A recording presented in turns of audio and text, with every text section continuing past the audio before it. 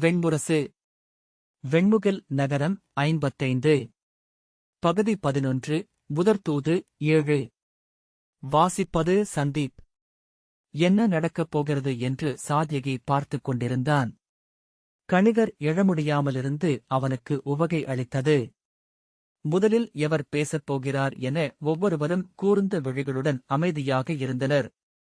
அவையில் ஒரு கருத்து அனைவராலும் உளப்பூர்வமாக ஏற்றுக்கொள்ளப்பட்ட பின்னர் அந்த அமைதி எழுவதை அவன் குலச்சபைகளிலேயே கண்டிருந்தான். தான் ஏற்ற கருத்துக்கு வலுவான மாற்றுக் கருத்து ஒன்று வரக்கூடும் என ஒவ்வொருவரும் எதிர்பார்க்கிறார்கள். வந்தால் எப்படி மறுமொழி சொல்வது என எண்ணிக்கொண்டிருக்கிறார்கள். துச்சாதனன் மெல்ல அசைந்ததும் மொத்த அவையின் விழிகளும் அவனை நோக்கின. அவன் அறியாமல் உடலை அசைத்திருந்தமையால் திகைத்து குழப்பத்துடன் தலைசெறித்து காலால் தரையில் விரிக்கப்பட்டிருந்த மர உரிக்கம்பளத்தை நிரடத் தொடங்கினான். எங்கோ எவரோ சிறுமியது அவை முழுக்க மெல்லிய அலையை கிளப்பியது. சாத்யகி உள்ளூர புன்னகை செய்தான். எவர் பேசப் போகிறார் என்று, எது சொல்லப்படப் போகிறது என உய்த்துணரவே முடியவில்லை. ஆனால் அத்தருணத்தில் ஏற்றோ மறுத்தோ சொல்லப்படும் ஒற்றை வரி பெரும் வல்லமை கொண்டது என்று தெரிந்தது. குடித்தலைவர் ஒருவர் அந்த இறுக்கத்தை வெல்லும் பொருட்டு உடலை எளிதாக்கினார். விழிகள் அவரை நோக்கியதும் திகைத்து உடனே எழுந்து கைகூப்பி உரத்த விரலில், ஆம், அங்க நாட்டரசர் சொல்வதே உகந்த வழி என நான் நினைக்கிறேன். இத்தனை மண்ணாசையுடன் நம் இளவரசர் வாளேந்தி நிற்க முடியாது. தருமருக்கு அஸ்தினபுரியை அளிக்காமலும் இருக்க முடியாது. எனவே, என்று சொல்லி அருகே இருந்தவரை நோக்கினார். அவர்தான் இவரது மாறா எதிரி என சாத்யகி எண்ணினான். அவன் எண்ணியது சரி என்பது போல அவர் எழுந்து, அனைத்தும் சரிதான். ஆனால் என்னதான் இருந்தாலும் அஸ்தினபுரியின் அரசனே குருகுலத்தை தொடர்பவன். தருமர் வெளியே நிற்பவரே என்றார். அவை பறவைகள் நிறைந்த குளத்தில் கல்லெறிந்தது போல கலைந்து சலசலக்கத் தொடங்கியது. ஆனால் அஸ்தினபுரியின் மணிமுடியை ஏற்பதில்லை என்று தருமர் உறுதி கொண்டிருக்கிறார் என்றது ஒரு குரல். அந்தக் கூற்று ஒரு மங்கலக் கூற்றே. துரியோதனர் சென்று மணிமுடியை தருமருக்குக் கொடுத்தால் மறுக்கவா போகிறார் என்றார் இன்னொருவர். ஏன் கொடுக்க வேண்டும்? கொடுப்பதாக எங்காவது துரியோதனர் சொன்னாரா என்றார் வேறொருவர். கொடுத்தாலென்ன? தருமர் கொடுக்கிறாரே. தருமர் அளித்த அஸ்தினபுரியை துரியோதனர் மீண்டும் தருமருக்கே அளிக்கட்டுமே என்றார் மற்றொருவர். மணிமுடியை எவரேனும் விட்டுக் கொடுப்பார்களா என ஒருவர் கேட்க, வெல்வதல்ல விடுவதே சான்றோரின் வழி என்றார் பிறிதொருவர். ஆம், அஸ்தினபுரியை அளித்தால் துரியோதனரை அயோத்தியை ஆண்ட ராகவராமனின் இளையோன் என சூதர் பாடுவார்களே. ராகவபரதனுக்கு மணிமுடி உரிமையே இல்லை. அதை தெரிந்து கொள்ளும். எவருக்கு மணிமுடி உரிமை இல்லை? அரசகுலத்தில் அத்தனை பேருக்கும் மணிமுடி உரிமை உள்ளது என்பதே நூல்நெறி. இக்கட்டுகளில் எவரும் மணிமுடி சூடலாம். அப்படியென்றால் பீமன் முடிசூடட்டுமே. அவரல்லவா தருமனுக்கு இளையோன்? இதென்ன பேச்சு? அப்படி பார்க்கப் போனால் மணிமுடிக்குத் தகுதியானவர் பார்த்தர். அவர் முடிசூடட்டும். மிகைப்பேச்சு எதற்கு? நாம் இங்கு இருவரில் எவருக்கு அஸ்தினபுரி உரிமை என்றே பேசிக் கொண்டிருக்கிறோம். யார் என்ன பேசுகிறார்கள் என்றே தெரியாமல் அவை அருவி என கொப்பளித்தது. பின்னர் அதன் விசை மெல்ல குறைந்தது. ஒவ்வொருவரும் தாங்கள் பேசியதன் பொருளின்மையை எங்கோ உணர்ந்து மீண்டு வந்து தாங்கள் கொண்ட முதற்கருத்தையே அடைந்தது போல அமைதியடைந்தனர். ஒரு குடித்தலைவர் அங்கமன்னரின் திட்டத்தை ஏற்க வேண்டியவர் தருமரின் தூதராக வந்துள்ள யாதவர். அவர் பேசட்டும். நாம் பேசுவதனால் எப்பொருளும் இல்லை என்றார். அனைவரும் கிருஷ்ணனை நோக்க அவன் புன்னகையுடன் சகுனியை நோக்கினான். அந்தச் சலசலப்பு அவையிலிருந்த அனைவரையும் எளிதாக்கிவிட்டிருந்ததை சாத்யகி கண்டான். கர்ணன் சொன்னதை நோக்கி சென்றதும் அம்முடிவை எளிதில் அடைந்துவிட்டோமோ என்று ஐயம் கொண்டிருந்தனர். அத்தனை குரல்களும் ஒலித்தடங்கியதும் அனைத்தும் பேசப்பட்டு விட்டன என்றும் அதன் பின்னரும் கர்ணன் சொன்னதே வலுவாக நீடிக்கிறது என்றும் தெரிவதாக உணர்ந்தமை அவர்களை நிறைவடையச் செய்தது. கிருஷ்ணன் சொல்லும் ஓரிரு சொற்களுடன் அவை கூட்டமே முடிந்துவிடுமென உணர்ந்தபோது அவன் எழாமலிருந்தது திகைப்பை அளித்தது.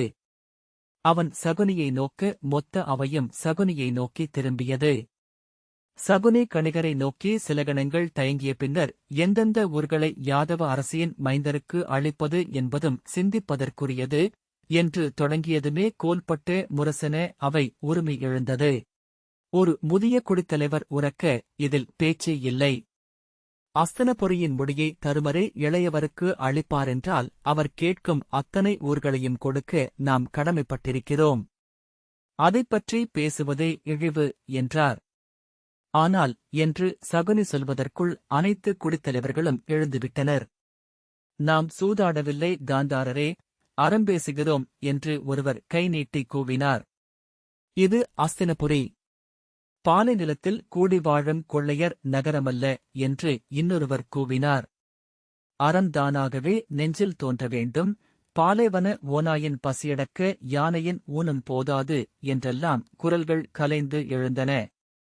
அத்தனை முகங்களிலும் எழுந்த கடும் வெறுப்பைக் கண்டு சகுனி திகைத்துப் போய் கணிகரை நோக்கிய பின் கிருஷ்ணனை நோக்கினார். அவரது புண்பட்ட கால் துடித்தது. அவர் எழுந்து செல்ல விழைந்தது போல உடல் சற்றே அசைந்தது. ஆனால் எழ முடியவில்லை.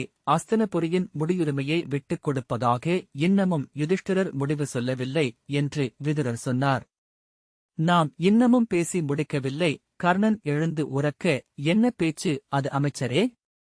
அஸ்தனபுரியின் முடியுரிமையை துறப்பதாக யுதிஷ்டிரர் சொன்ன பேச்சுடன்தான் இந்த அவையே கூடியது.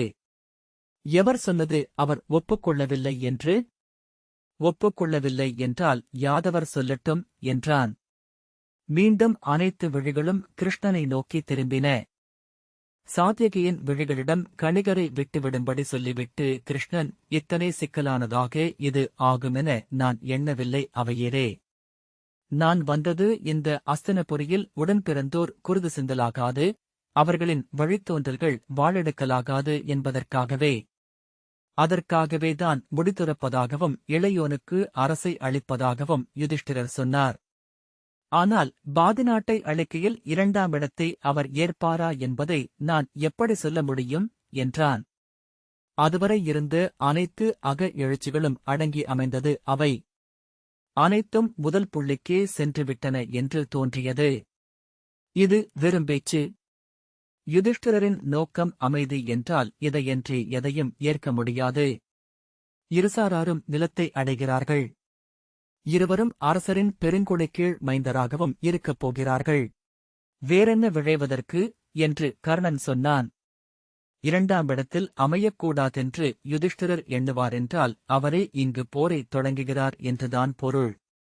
இங்கு எவரும் அவரை 2ஆம் இடத்திற்கு செலுத்தவில்லை. இந்த நாட்டின் மணிமுடியை அவருக்குத்தான் அளிக்கிறோம். வென்று அதை ஈந்து அவர் செல்கிறார். அவர் குடி முதல்வராக அல்ல, அதற்கும் மேலே குலச்சான்றோராக வணங்கப்படுவார். அது உண்மை என்று கிருஷ்ணன் சொன்னான்.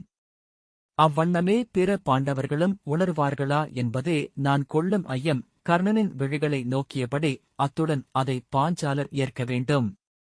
அவர் மகள் ஏற்க வேண்டும். கர்ணன் உடலில் எழுந்த விதிர்ப்பை சாத்யகியால் அத்தனை தொலைவிலேயே காண முடிந்தது. அவன் திருதராஷ்டிரரை நோக்கிவிட்டு மீண்டும் கிருஷ்ணனை நோக்கினான். அவனால் பேச முடியவில்லை என உதடுகளின் பொருளற்ற சிறு அசைவு காட்டியது. அதை உணர்ந்தவன் போல துரியோதனன், அப்படி பல குரல்களில் அவர்கள் பேசுவதாக இருந்தால் நீர் தூது வந்திருக்கலாகாது யாதவரே. தூதன் ஒற்றைச் செய்தியுடன் மட்டுமே வர முடியும் என்று உரத்த குரலில் இடைபுகுந்தான். நான் ஒற்றைக் குரலைத்தானே முன்வைத்தேன். யுதிஷ்டிரர் அரசை துறக்கிறார் என்று. ஆனால் என்று கிருஷ்ணன் சொல்வதற்குள் ஓங்கி தன் இருக்கையின் பிடியில் அடித்து ஓசையிட்டபடி பலராமர் எழுந்து கைகளை விரித்து, என்ன ஓசை இது? எத்தனை நேரம்தான் பொருளில்லாமல் பேசிக் கொண்டிருக்க முடியும்? எனக்கு பசியே வந்துவிட்டது என்று கூவினார். குடித்தலைவர் இருவர் வெடித்துச் சிரித்துவிட்டனர். நாம் அங்க நாட்டரசர் சொன்னதுமே முடிவெடுத்துவிட்டோம். அதற்கு மாற்றான அனைத்தும் சொல்லப்பட்டுவிட்டன. இனி பேசுவதற்கு ஒன்றும் இல்லை. போதும், பலராமர் தொடர்ந்தார். அஸ்தனபுரியின் முடியுரிமையை அரசர் யுதிஷ்டிரனுக்கு அளிப்பார். அவன் அதை என் மாணவனுக்கு அளித்து அவனே வந்து முடிசூடுவான். என் மாணவனும் நானும் சென்று யுதிஷ்டிரனை வணங்கி பாதிநாட்டை ஏற்றருளும்படி அவனிடம் மன்றாடுவோம். அவன் ஏற்பான். அவன் விரும்பும் ஊர்களெல்லாம் அழிக்கப்பட்டு தட்சணகுரு நாடு பிறக்கும். இரு நாடுகளும் அரசரின் குடைக்கீழ் ஒன்றாகவே இருக்கும் என்றும் வருங்காலத்திலும் எந்நிலையிலும் இருநாட்டுப் படைகளும் போர் புரியாது என்றும் இருசாராரும் கொற்றவை முன் வாழ்த்தொட்டு சூளுரைப்பார்கள். நீத்தாரும் வேதியரும் குலமூத்தாரும் குடித்தலைவரும் சான்றாக அச்சொல்லை ஓலையில் பொறித்துக் கொள்வார்கள். அவ்வளவுதான். அவை முடிந்தது. அரசர் அறிவிக்கட்டும். நாம் உணவுண்ண செல்வோம். அவை நகைத்தது. அதன் நடுவே மெல்ல கணிகர் எழுந்ததை எவரும் காணவில்லை. கணிகர் சொல்ல வருவதை கேட்போம் என்று கிருஷ்ணன் சொன்ன பின்னரே அனைவரும் திரும்பினர். கணிகரை நோக்கி திரும்பிய அனைத்து விழிகளிலும் இருந்த சினத்தைக் கண்டு சாத்யகியே அஞ்சினான். கணிகர் மெல்லிய குரலில் அஸ்தினபுரி தட்சணகுருவுக்கு அளிக்கும் நிலத்தில் அவர்கள் என்ன செய்யப் போகிறார்கள் என்பதையும் இப்போதே பேசிவிடலாம். அவர்கள் போர்க்கோட்டையாக ஒரு நகரத்தை எழுப்புவார்கள் என்றால் என்று சொல்லத் தொடங்கவும் ஒரு குடித்தலைவர் அவர்கள் அதை சுட்டு தின்பார்கள். அல்லது சுருட்டி இடுப்பில் ஆணையாக கட்டுவார்கள். நாம் அதை பேச வேண்டியதில்லை என்று கூச்சலிட்டார். அதுவரையில் அந்த அவையில் நிகழ்ந்த அனைத்து முறைமைகளும் விலகிச் சென்று அந்த தருணத்தை அவையே விரும்பியதென்பதையும் சாத்யகி கண்டான். கணிகர் மெல்லிய குரலில், இல்லை, அவர்கள் யமுனையின் கரையில் எனத் தொடங்கவும் அவர்கள் அங்கே குடிலமைத்து தவம் செய்ய வேண்டும் என்கிறீர்களா? என்ன பேசுகிறீர்கள் என்றார் இன்னொருவர். இளங்குடித்தலைவர் ஒருவர் பேசுவதற்கு இந்த திரிவக்கிரர் யார்? இவருக்கு இங்கு அமரும் உரிமையை அளித்தவர் எவர்? முதலில் இந்த முடம் அவை விட்டு வெளியேறட்டும். அதன்பின் பேசுவோம் என்று கூச்சலிட்டார். 2 குடித்தலைவர்கள் எழுந்து, இவரும் காந்தாரரும் இக்கணமே வெளியேற வேண்டும். இல்லையேல் நாங்கள் வெளியேறுகிறோம். எங்கள் நாட்டைப் பற்றி எவரோ ஒருவரிடம் பேசும் நிலையில் நாங்களில்லை என்று கூவினார்கள். துரியோதனன் சினத்துடன் கைதூக்கி, அவர்கள் என் தரப்பினர், என் மாதலர் என்று சொல்லி எழுந்தான். அதனால் சீண்டப்பட்டு உரத்த குரலில், அப்படியென்றால் நீங்களும் வெளியேறுங்கள். நாங்கள் அரசரிடம் பேசிக் கொள்கிறோம். இளவரசர் அரசரின் ஆணையை கடைபிடிப்பவர் மட்டுமே என்றார் முதிய குடித்தலைவர். இப்போதே இந்த அயலவர் அஸ்தினபுரியின் மேல் கோல் செலுத்த முயல்கிறார்கள் என்றால் நாளை என்ன நிகழும்? வேண்டாம், அஸ்தினபுரியை தருமரே ஆள வேண்டும். இளையவர் ஆள நாங்கள் ஒப்பமாட்டோம் என்று இன்னொருவர் அவர் அருகே எழுந்து கூவ, பிறர், ஆம், வேண்டாம், யுதிஷ்டிரர் ஆளட்டும் என்று சேர்ந்து குரல் எழுப்பினர். கணிகர் திறந்த வாயுடன் பதைபதைத்த விழிகளுடன் நின்றார். அவர் முன் வெறுப்பு ததும்பும் முகங்களாக அவை அலையடித்தது. முதலில் இந்த முடவனை கழுவிலேற்ற வேண்டும். இளவரசர் அதை செய்துவிட்டு வந்து எங்களிடம் பேசட்டும்.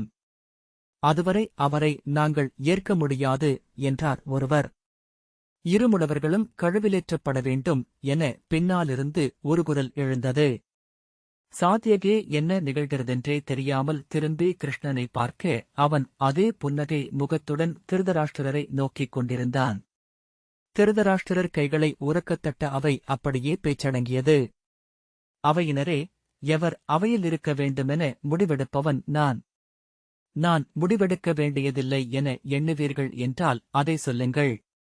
நான் முடித்துரைக்கிறேன் என்றார்.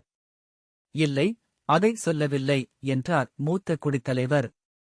சொல்லுங்கள், இங்கே உங்கள் ஆணைக்கு கட்டுப்பட்டுத்தான் நான் அமர்ந்திருக்க வேண்டுமா? இன்னொரு குடித்தலைவர், இல்லை அரசே, இது உங்கள் நாடு, உங்கள் அரியணை, நாங்கள் உங்கள் குடிகள் என்றார். அவ்வண்ணமெனில் அமருங்கள், என் பேச்சை கேளுங்கள். அனைவரும் அமர்ந்து கொண்டனர். சகுனி என் மைத்துனர். இந்த அரசின் அவையில் என் மைந்தனின் கோலுக்கு காவலாக அவர் என்றுமிருப்பார். அது என் விழைவு என்றார் திருதராஷ்டிரர். தங்கள் சொற்கள் இவ்வரசில் ஆணை என்றே கொள்ளப்படும் அரசே என்றார் விதுரர். ஆம் ஆம் என்று அவை ஓசையிட்டது. கணிகர் காந்தாரரின் அமைச்சர். அவர் இனிமேல் இந்த அவையில் இருக்க மாட்டார். காந்தாரரின் தனிப்பட்ட அமைச்சராக மட்டும் அவர் பணியாற்றுவார் என்ற பின்னர் திரும்பி, கணிகரே, அவை நீங்கும்.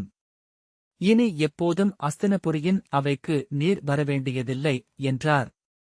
கணிகர் கையை ஊன்றி எழுந்து ஒன்றன் மேல் ஒன்றென உடல் மடிய நின்று பெருமூச்சுடன் தன்னை திரட்டிக் கொண்டு எவரையும் நோக்காமல் தவழ்வது போல நடந்து வெளியேறினார். அவர் செல்வதை அவை அமைதியாக நோக்கியது. அவர் செல்லும் ஒலி மனிதர் நடப்பது போல கேட்கவில்லை. எதுவோ ஒன்று இழுத்துச் செல்லப்படும் ஒலி எனக் கேட்டது. அவ்வொலியின் வேறுபாடு அங்கிருந்தவர்களை கொன்றச் செய்தது. அவர்களின் விழிகளில் அருவருப்பு நிறைந்திருந்தது. அதை உணர்ந்தவர் போல கணிகரும் முடிந்தவரை விரைவாக கடந்து செல்ல முயன்றார். அவர் தன்னையோ கிருஷ்ணனையோ நோக்குவார் என்று சாத்யகி எதிர்பார்த்தான். அவர் நோக்காமல் வாயிலை கடந்ததும் அவ்வாறுதான் நிகழும் என்ற உணர்வையும் ஒரு நிறைவையும் அடைந்தான். அவர் சென்றபின் வாயில் வாய் போல மூடிக்கொண்டதும் அப்பால் இடைநாழியில் தவழ்வது போல செல்லும் குறுகிய உருவத்தை அகக்கண்ணில் கண்டான். ஆழ்ந்த இரக்க உணர்வு ஏற்பட்டது. திரும்பி கிருஷ்ணனை நோக்கினான். அங்கே எதுவும் நிகழவில்லை என்பதைப் போல அவன் கர்ணனை நோக்கிக் கொண்டிருந்தான். பிறகென்ன? முடித்துக் கொள்வோம் என்றார் பலராமர். அந்த முதியவர் சொல்வதென்ன என்று கேட்டிருக்கலாம். இத்தனை பேருக்கு இங்கே பேச இடமளிக்கப்பட்டது. ஆனால் அரசரின் ஆணை முடிவானது. ஆகவே அதை முடித்துக் கொள்வோம். கிருஷ்ணன், நான் ஐயம் கொள்வது ஒன்றைப் பற்றி மட்டுமே. என் அத்தை யாதவ அரசி அஸ்தினபுரியின் மணிமுடியை தன் மைந்தன் சூட வேண்டுமென விழைந்தவர். அது இல்லை என்றாவதே அவர் விழைவாரா என தெரியவில்லை என்றான். எரிச்சலுடன் கர்ணன், எந்த உறுதியும் இல்லாமலா இங்கு தூதன வந்தீர் என்றான். அவளிடம் நான் பேசுகிறேன். ஒரு அதட்டு போட்டால் கேட்கக்கூடியவள்தான் என்றார் பலராமர். இல்லை மூத்தவரே, அத்தை அப்படி பணிபவர் அல்ல, அது உங்களுக்கும் தெரியும் என்றான் கிருஷ்ணன். நான் இங்கு வரும்போது என்னிடம் அத்தை சொன்னது இதைத்தான். அஸ்தினபுரியின் அரியணையில் தன் மைந்தன் அமர வேண்டுமென்பது அவர் கொண்ட சூள். அது மறைந்த மன்னர் பாண்டவுக்கு அவரளித்த வாக்கு. அதை அவர் விடமாட்டார். பலராமர் சினத்துடன், அப்படியென்றால் என்னதான் செய்வது? போரை ஆரம்பிக்கிறார்களா என்ன? வரச்சொல். நான் இவர்களுடன் நிற்கிறேன். நீ உன் தோழனுடன் படைக்கலமெடுத்து வா. உடன்பிறந்தாரின் போர் துவாரகையிலும் நிகழட்டும் என்றார். விதுரர், ஒன்று செய்யலாம். யாதவ அரசியின் விருப்பத்தை நிறைவேற்றலாம். தருமனே இங்கு அஸ்தினபுரியில் முடிசூடட்டும். அரியணை அமர்ந்து கோலேந்தி அன்னையிடம் வாழ்த்து பெறட்டும். அன்னையின் சொல்லும் நிலை பெறட்டும். அதன்பின் அவ்வரியணையை அவர் தன் இளையோனுக்கு அளித்தால் போதும். அதை அளிக்க முடியாதென்று சொல்ல யாதவ அரசிக்கும் உரிமை இல்லை என்றார். அவையில் இருந்து, ஆம், அதுவே வழி என்று இருவர் சொன்னார்கள். சகுனி ஏதாவது சொல்வார் என சாத்யகி எதிர்பார்த்தான். ஆனால் மெல்லிய மீசையை முறுக்கியபடி அவர் பச்சை விழிகளின் கனலை சாம்பல் மூடியிருக்க அமர்ந்திருந்தார். அவையினர் அவை கூடி நெடுநேரமானதனாலேயே முடித்துக்கொள்ள விழைந்தனர் என்று தோன்றியது. அந்தச் சலிப்பினாலேயே ஏதாவது ஒரு முடிவை அவர்கள் விழைந்தனர் என்றும் அத்தருணம் வரை அவர்களைக் கொண்டு வந்து சேர்ப்பவன் அவர்களைக் கொண்டு எதையும் செய்யலாம் என்றும் அவன் எண்ணிக்கொண்டான். கர்ணனையே நோக்கிக் கொண்டிருந்த கிருஷ்ணனை சாத்யகி கண்டான். எவரையாவது பேச வைக்க விரும்பினால் கிருஷ்ணன் அவரை கூர்ந்து நோக்குவதை அப்போதுதான் புரிந்து கொண்டான். கர்ணன் அமைதியற்று சற்று அசைந்தபின், யுதிஷ்டிரர் அவையமர்வதென்றால் என்று தொடங்கியதும் கிருஷ்ணன், ஆம், அது திருப்பதி அஸ்தினபுரியின் முடிசூடுவதேயாகும். அஸ்தினபுரியின் முடியை அவள் துரியோதனனுக்கு அளித்ததாகவும் பொருள்படும் என்றான். துரியோதனன் சினத்துடன் ஏதோ சொல்ல எழுவதற்குள் கர்ணன், அப்படியென்றால் என்று சொன்னதுமே திருதராஷ்டிரர் திரும்பி, அவள் அரியணை அமர்வதில் உனக்கு வருத்தமா அங்கநாட்டானே என்றார். தளர்ந்தவனாக, இல்லை, நான் இதில் முற்றிலும் அயலவன் என்றான். பிறகென்ன? துரியோதனா, உனக்கு அதில் எதிர்ப்புள்ளதா? துரியோதனன், இல்லை தந்தையே என்றான். அப்படியென்றால் யாருக்கு அதில் எதிர்ப்பு? திரைக்கு அப்பாலிருக்கும் உன் அன்னைக்கும் தங்கைக்குமா என்று திருதராஷ்டிரர் உரத்த குரலில் கேட்டார். அவைக்கு அப்பாலிருந்த திரைக்குள் இருந்து துச்சளை உறுதியான குரலில், பாஞ்சாலத்து இளவரசி அஸ்தினபுரியின் அரியணை அமர்வது நமக்கு பெருமையாகும் தந்தையே. அவர் பாரதவர்ஷத்தை ஆளப் பிறந்தவர் என்கிறார்கள் சூதர்கள். அவர் காலடிப்பட்டால் இந்த நகரம் ஒளிகொள்ளும் என்றாள். அவை அதை ஏற்று ஒலி எழுப்பியது. நானே கோட்டை முகப்புக்குச் சென்று அவரை வரவேற்று அழைத்து வருவேன். அரியணை அமரச் செய்து அருகே நிற்பேன் என்று துச்சளை சொன்னாள். ஆம், அவள் நம் முதற்குலமகள். அவள் இந்நகர் புகட்டும். தேவயானியின் மணிமுடியை சூடட்டும். அவள் கையால் என் மைந்தன் பெரும் மணிமுடி என்றும் நிலைக்கட்டும் என்று திருதராஷ்டிரர் சொன்னார். விதுரர், தங்கள் சொற்களாலேயே சொல்லிவிட்டீர்கள். அவ்வண்ணமே ஆகட்டும் என்றார். திரும்பி அவையினரிடம், எவரேனும் மாற்று சொல்ல விழைகிறீர்களா? முடிவெடுப்போமா என்று கேட்டார். முடிவைத்தான் மும்முறை எடுத்துவிட்டார்களே. நாம் உணவுண்ண வேண்டிய நேரம் இது என்றார் பலராமர் கையால் இருக்கையின் பிடியை பொறுமையில்லாது தட்டியபடி. விதுரர் புன்னகைத்து, முடித்துவிடுவோம் யாதவரே என்றார். ஆகஸ்டு, இங்கே அரசரின் முடிவாக எட்டப்பட்டுள்ளது இது. அரசர் அஸ்தினபுரியின் முடியுரிமையை பாண்டுவின் மைந்தர் யுதிஷ்டிரருக்கு அளிப்பார்.